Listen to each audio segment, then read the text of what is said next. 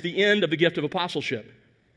In 1 Corinthians 12 and Ephesians 4, the New Testament refers to the apostles as one of the gifts that Christ gave his church. Most Christians, and even most evangelical charismatics, agree that there are no more apostles like the 12 or like the Apostle Paul. No one today meets the biblical qualifications laid down in the Gospels and in Acts chapter 1. So at least one New Testament gift, the gift of apostleship, ceased. That means that there was a major change in the gifting of the Spirit between the apostolic and the post-apostolic age, because the one New Testament gift most frequently associated with miracles, the gift of apostleship, ceased. So the gift of apostleship has ceased, he's saying, and then that means the gifts of the Spirit have ceased in return.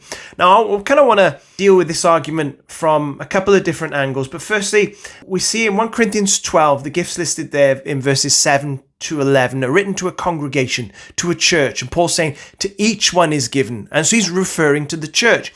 So Paul essentially is putting these gifts outside the purview of only the apostles. Needless to say, we acknowledge and fully endorse that the apostles operated in these gifts.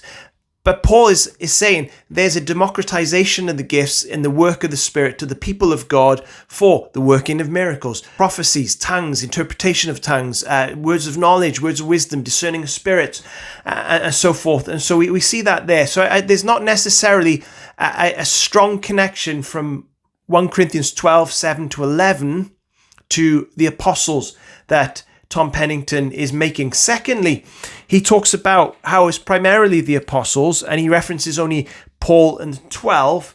But earlier he was talking about Paul and Barnabas. And of course, in Acts chapter 14, verse 14, it says, "But when the apostles, Barnabas and Paul, heard this, they tore their clothes and rushed out into the crowd shouting."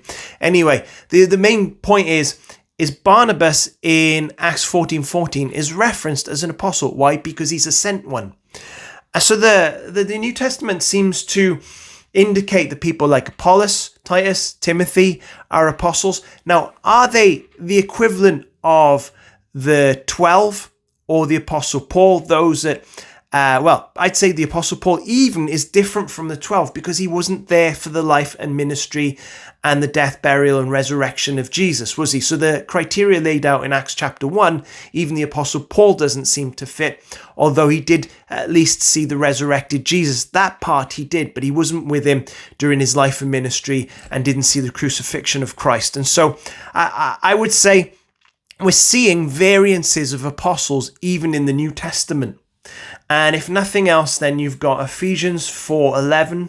So Christ himself gave the apostles, prophets, evangelists, pastors, and teachers to equip the people for the works of service so that the body of Christ may be built up until we reach unity in the faith and in the knowledge of the Son of God and become mature, attaining to the whole measure of the fullness of Christ. Now, I'll leave it to you to judge if you feel like the church has reached that second part. If not, there's probably a case to be made that apostles of some type are needed today, not necessarily the apostles like the 12.